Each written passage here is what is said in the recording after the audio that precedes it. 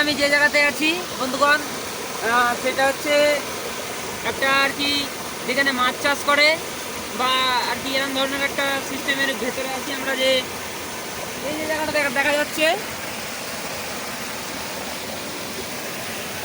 এই যে জায়গাটা দেখা যাচ্ছে, এই যে পুরো জায়গাটা যে কাহিনিটা আছে, এই জায়গাটাতে মাছ চাষ করে। এই যে এগুলোতে মাছ চাষ করে। আর যখন মাছ চাষ করা হয়ে যায় বা যখন মাছ চাষ আর কি ওরা মনে করে যে এখন জল কম লাগবে বা এখন জল বেশি লাগবে, যখন কম লাগবে তখন এইভাবে জল ছেড়ে দেওয়া হয়।